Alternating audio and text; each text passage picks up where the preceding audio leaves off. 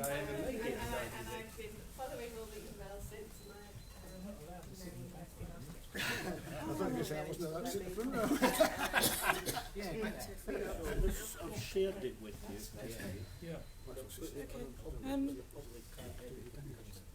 Pass that round really would be a lot better. Is that the microphone, or And it makes the thing. it makes the thing? So, Tom, maybe you could just move a little bit, or we can move this.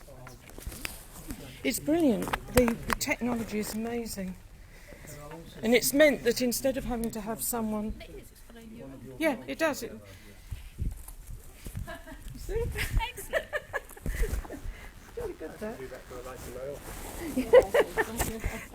Right, now what do I do with this? It's the microphone is in that as well, so for us to be able to hear the video afterwards, please do Right. that in your hand when you're... Because we're also video streaming, so even though we don't have many people here, we've often got people from 80 countries. Wow.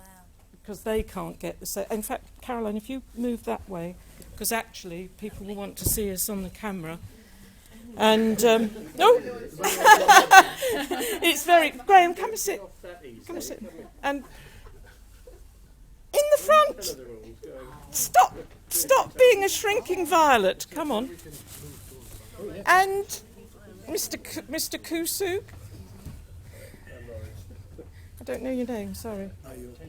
Right. Okay. Well.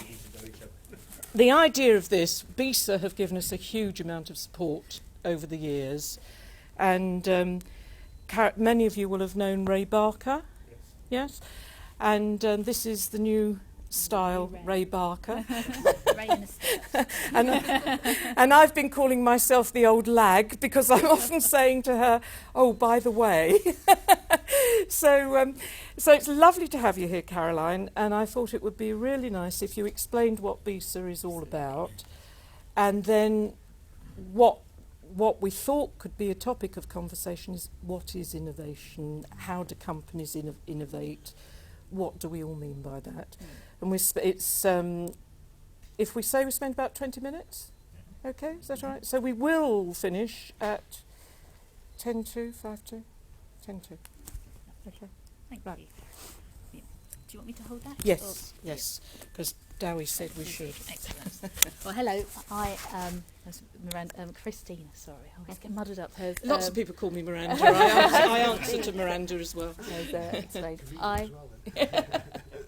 I'm Caroline Wright. I'm director at BESA. As I said, I've taken over from Ray Barker when he retired last May.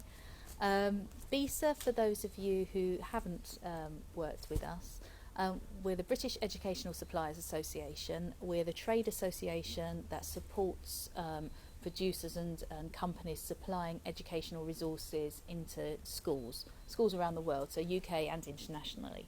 We've got around 300 members, and combined they make up around between 2/3 and 3/4, it sort of varies year on year, of the actual turnover in the education supply sector in the UK.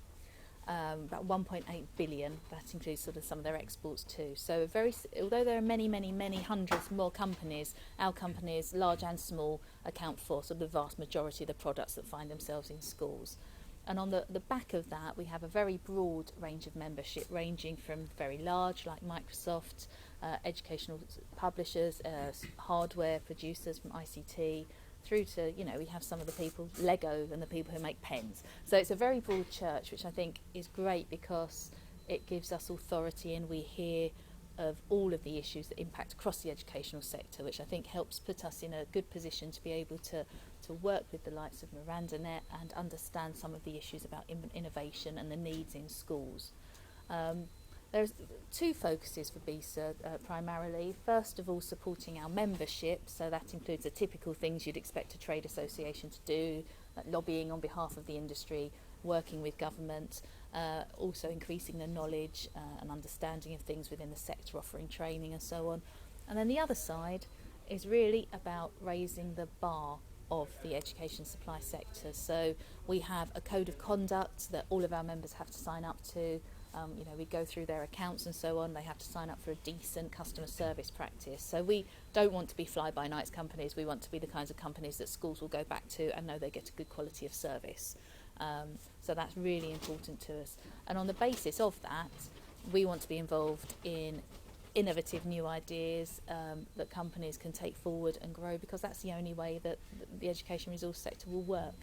So we champion and support BET, obviously, and the BET Awards and a number of different resources awards, which I'm eternally grateful to Christine for helping us out in judging the innovation side of things. So I'm delighted to be here today, and I'd be really interested, as sort of the new girl in the room, learning from the experts like you about innovation and what you really think is innovation in the classroom. Why is it important? I'm really keen to hear. The Secretary of State thinks we need to be more traditional. He thinks we need to have very traditional curriculum. So why on earth do we need innovation? I'd be interested in your views on that. Or should we all just go back to our sort of notepads and so on? So I think that would be my starter. I'd like to hear someone's view. Why is innovation important in the Can classroom? I also add to that I'm hoping Marilyn Lease will manage to get here, but one of the things that we're doing is a global approach to collecting evidence, like the Cochrane review in medicine, because we're saying teachers they don't have anywhere where they can collect all their evidence together. So I'm really interested in, we call them mesh pathways, and I'm really interested in using this as a think tank for us all to start thinking, what evidence could we all put together to create a link? And I think we'd find that we'd also find it very useful for the judging, because I'm often struggling, is this innovation? We have group conversations about it. It's really hard. And so I thought this could be a start to a mesh pathway where the idea of it is we all put in like a concept map, we all put in our ideas, all the evidence, because I know a lot of these companies have got a lot of evidence about it. And then we come to a definition about what we actually think innovation is, which I could begin to use for the judging. And one of the things that really worries me is some of the things that companies put in to the category that they think are innovative. I think, oh dear. I want to help. I actually want to help, to help companies to know what is. So, ideas. What is innovation? Who'd like to take the Holy Grail here? Come on, Graham. I won't be shy. No, you're start us off. I think we need to define the difference between sort of innovation that comes into a classroom to make what we do better, and innovation that comes into a classroom which is completely disruptive and changes the way we do things. And those are actually quite key. Yeah. So, Roger, you make, with LightSpeed, make what we do better. Yeah? So, Roger does the sound stuff that's helped enormously in the work that we've been doing. it solves a problem for children and teachers how to get acoustics around the classroom. What we do actually changes relationships in a school. It's actually it doesn't look it, but I mean it's just cameras, but actually what it does is changes relationships. It's actually quite disruptive technology. The Iris Connect. Sorry, okay. Iris Connect is, we based it on research about what makes a difference to adult learning. And it's things like coaching and mentoring, self-reflection, self-review, sharing best practice. It's all got to be teacher permissioned. Then we evolved the technology, which was a website, if you like. It's cloud-based, accessed from anywhere, and cameras which can be accessed from anywhere, but all teacher permissioned. And then you can sort of annotate, record, share what you're actually doing. But that's actually very disruptive, because what it means is that inside a school, dynamics of relationships have to change. They actually have to become collaborative. They actually have to be, teachers have to feel empowered to use it. It's a very different sort of technology. Technology works. Where we sometimes find difficulties is schools changing their culture to adopt it.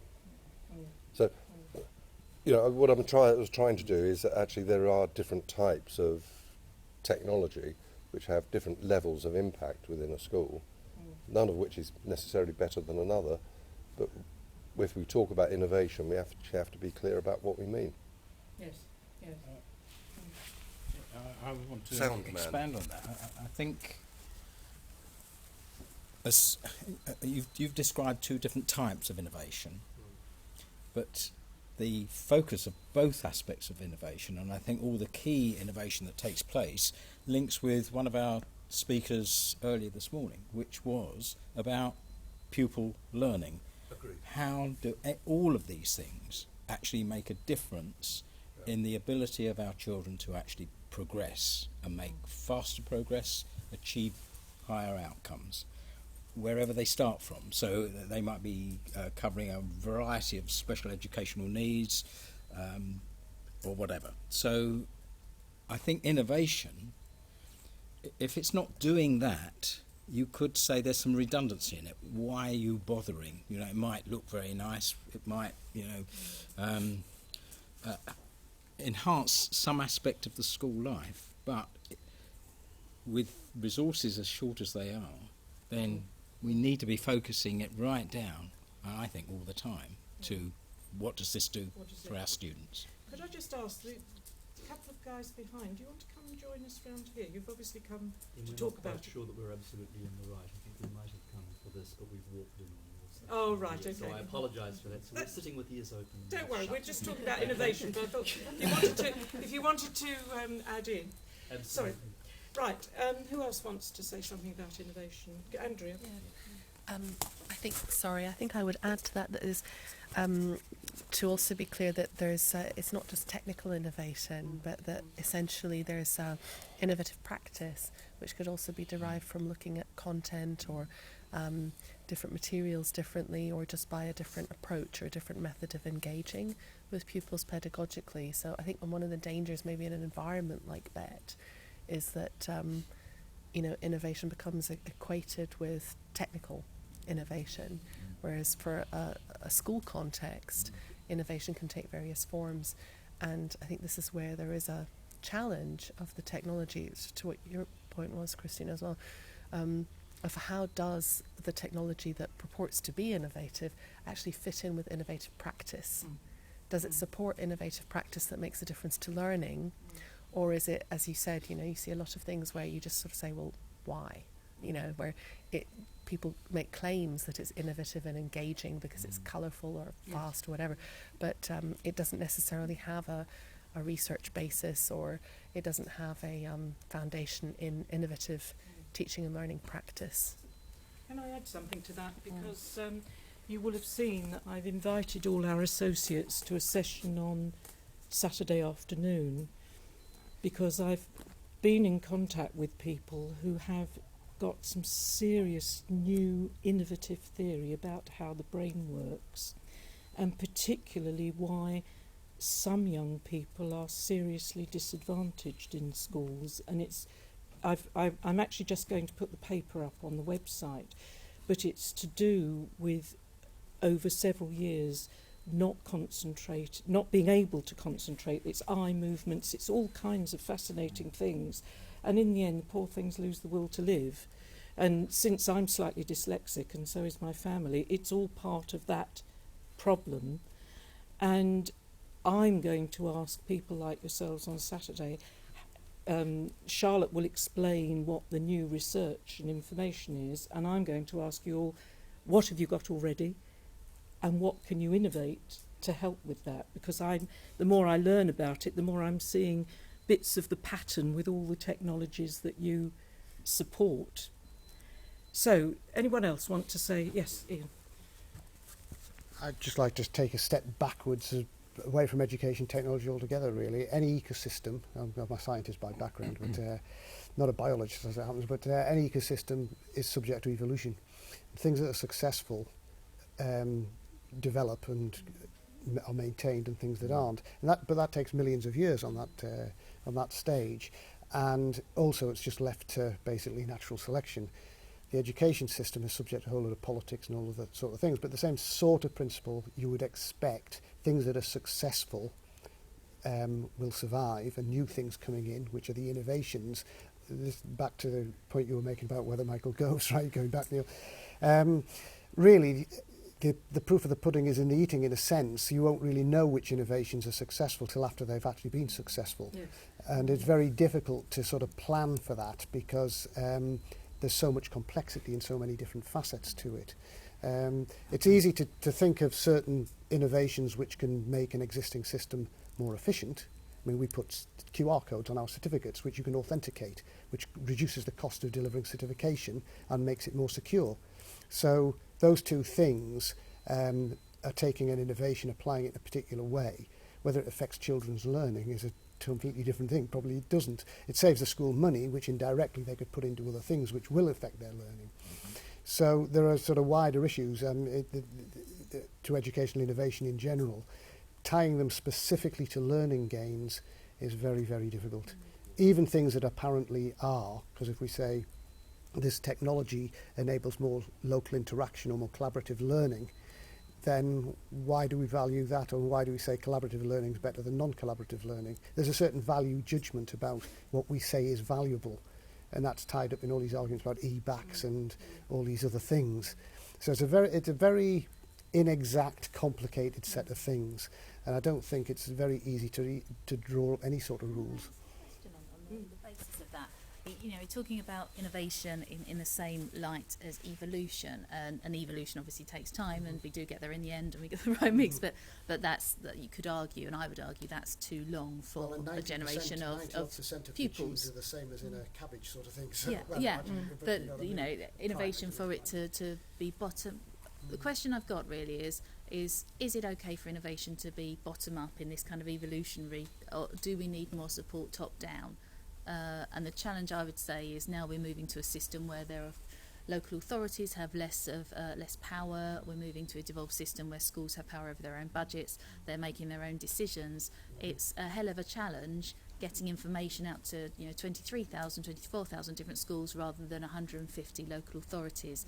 So to get innovation working through the system as quickly as possible, should there be more top-down support? But if so, how are you guys, as the innovators, going about? Well, if it is top down, it should be evidence based. If it's going to be top down, it should be evidence based, and all too often it isn't. Basically, it's politically based, not evidence based. There's some debate about that, and maybe some shift. I don't know, because you haven't got the evidences. Well, again, if there's no culture of that being important, why would a company put all the research and effort time into gaining the evidence if it's going to be ignored? Because it's commercially stupid thing to do, basically. That's why I think we need to work really hard on this issue, because you've all got stuff. I mean, I'd actually go further than you have. Thank you. And actually say it's not a question of top down or bottom up. What you've got is the top resisting change. Yeah. And actually the majority of change is coming from classrooms and from teachers, and actually their genuine change is being suppressed. And we've got a narrative of absolute failure around education in this country, which is not sustainable. But actually by having a narrative of failure, what you're actually doing is always reverting to the norm. What we did 10, 20, 50, 30 years ago, it was actually better. So, what we've actually got is a politically nuanced argument backed by a public perception, because the narrative is a failure, backed by human instinct, which is things were always better when I was a kid, which actually is totally resisting change. And even Bob Geldof went a bit that way, didn't he, in the interview this morning? Yeah. It's also reinforced by vested interests that have been entrenched over long periods as well. It's not just the government, because, I mean, to be honest, the DFE are clueless about a lot of stuff. So, it's political lobbying. It's probably not make me popular with some of your members maybe, but some of the big companies have a vested interest in maintaining the status quo. It's not in their interest for certain things to change, because that's their cash cow, and they haven't got the mechanisms to change with it, and they have a lot of risk in losing a lot of business. Disruptive innovations are great for the disruptor who's actually bringing the disruptive innovation in. It's not very good for the incumbent monopolies who are entrenched and got a cash cow. So it isn't just as simple as saying, it's changed, the politicians changed the DFE, changed the government or whatever. there is a wider pressure on them from other sources, some of which comes from us guys as much as anything else. So Iris is nodding over there. I know nodding. I'm quite curious, is the resistance to change partly because I know that Iris, can you come and hold the surely hold the con? Sorry, Ollie. Iris is from.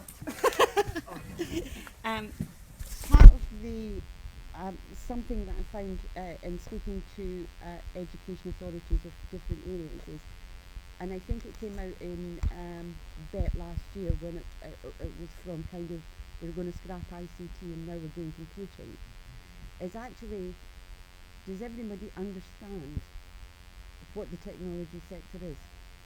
And I think as a starter for 10, and I sometimes speak to first year computer science students, they've already made their choice, but I actually try and get them to see what the industry needs. And so, for instance, we all suffered, everybody in the UK, 2 years ago from the snow, and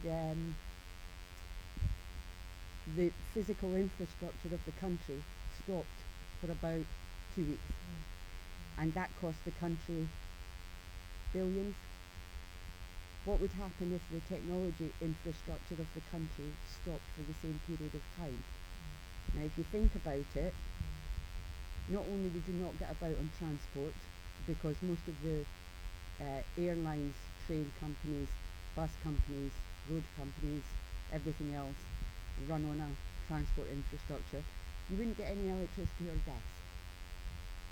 So apart from the fact that the worst would happen would be planes would be falling out of the sky, you wouldn't be getting any utilities. You wouldn't be getting water. You wouldn't actually be getting paid for technology transfer. So banking industry would collapse. Food distribution run on a technology network. There would be no food distribution. So actually, when you start, never mind the kind of social and media, and that would be the least of it. The fact that kids could not text their pals would be the smallest thing that we'd worry about. Hospitals would stop working. This is how big this sector is, and I think part of the problem from everybody's point of view is no one organisation, no one group, no one person has the whole answer. But actually, I think keeping kids engaged in technology in some fashion or form, keeping their creativity going, and really, pushing that, whether that turns out that they're making games, whether it turns out that they're doing animations, whether they're learning programming, whatever it is, as long as we're in that space. And I think there's another point, this is me starting my half-4 presentation, so I'll have nothing to do at half-4.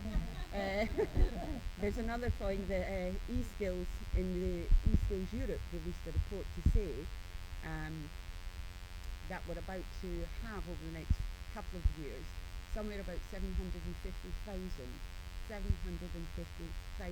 new technology jobs that there are not the skills coming through to fill. If they do not come to Europe and for my part the UK, they'll go somewhere else in the world. Points there about innovation and how much we need to stick with the system we've got, and how much what we've been talking about is the balance, isn't it, between the things that we've got and don't go anywhere else, and what can be done in the innovative sense. I was thinking about the importance of innovation in terms of employability skills, as you were just saying, that how important it is for teachers to innovate, if nothing else, to show students we're doing something different. They experience change, they experience something new, they learn that they can handle it, as well as teaching those transferable skills, which obviously are really important as well for employability in terms of developing their creativity, their imagination, their collaboration, their communication skills. I'm teaching BTEC students once a week at the minute, just communication in the IT industry, and it is amazing how undervalued those skills are, and just trying to use the technology that they've got, that they're familiar with, but to get them to think about obviously different methods of communication by using that, or using their voice, or using their body language, and bringing them out of just kind of that sort of screenager kind of situation.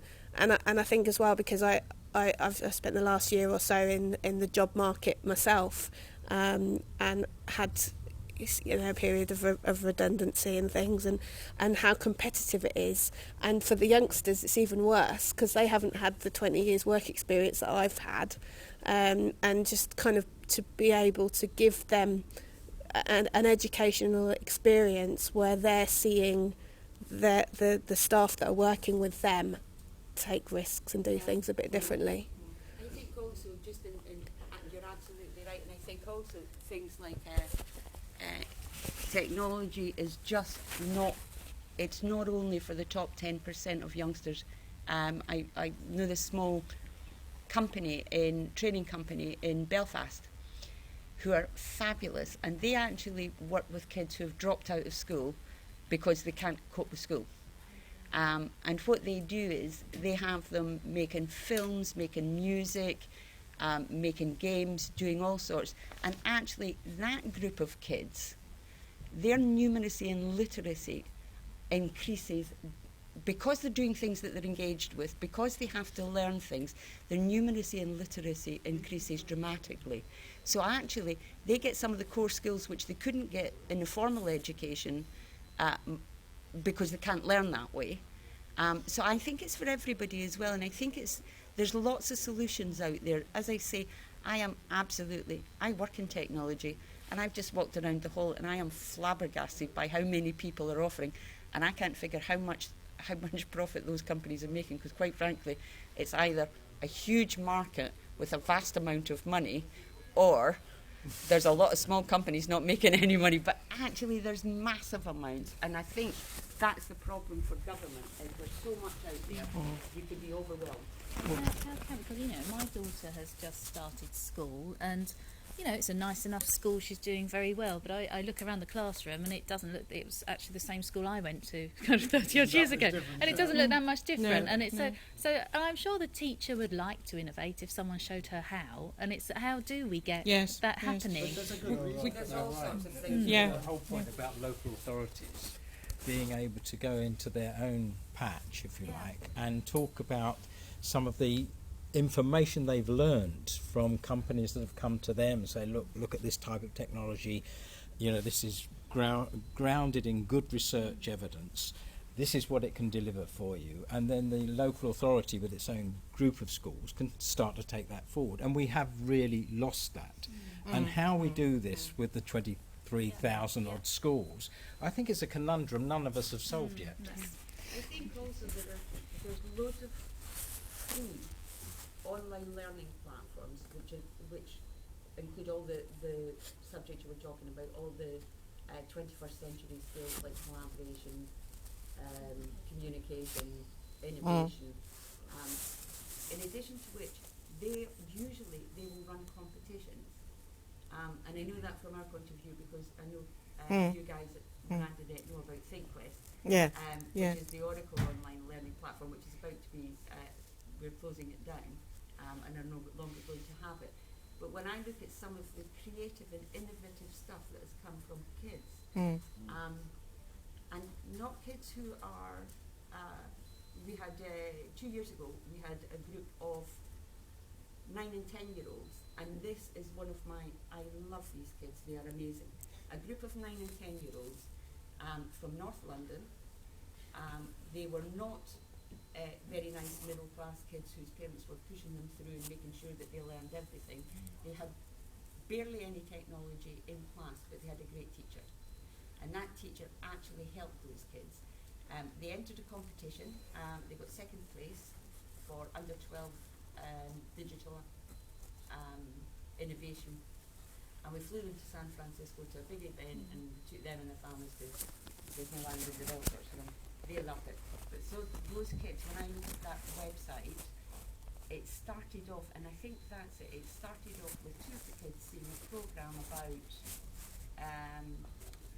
child soldiers and coming into school and saying to the teacher, does that actually happen?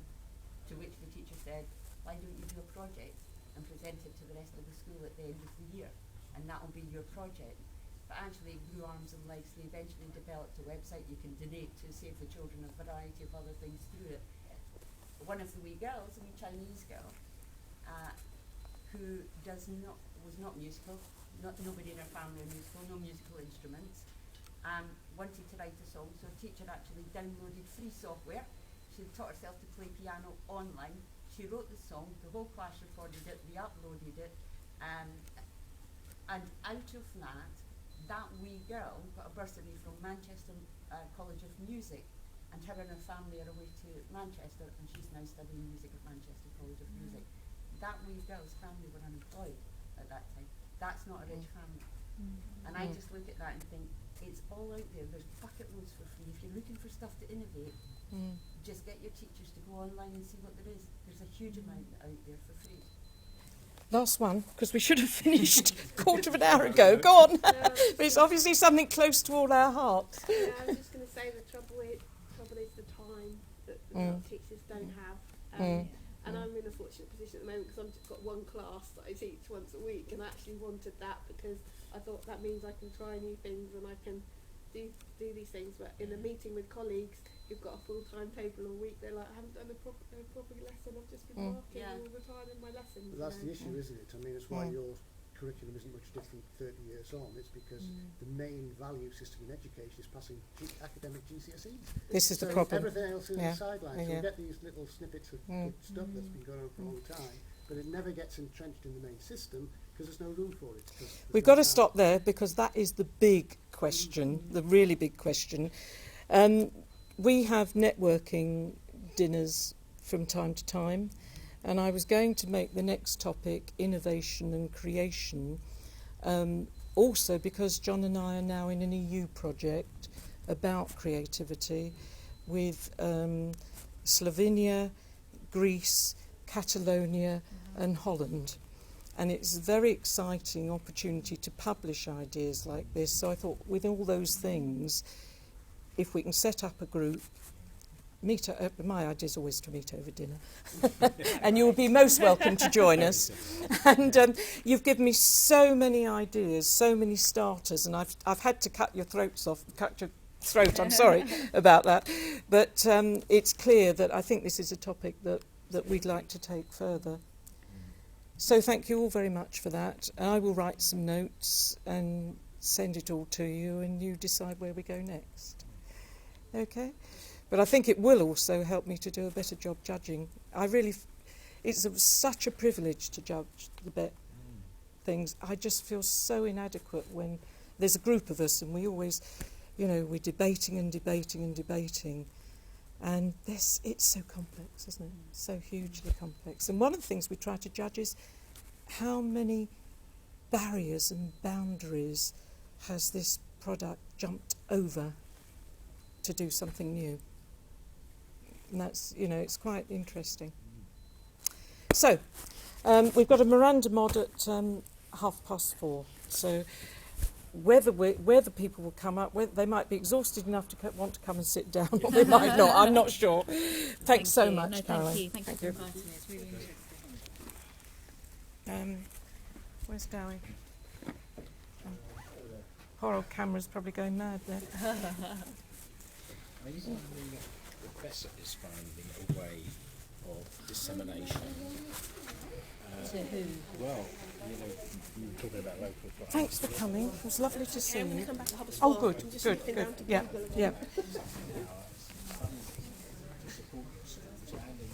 I was there 3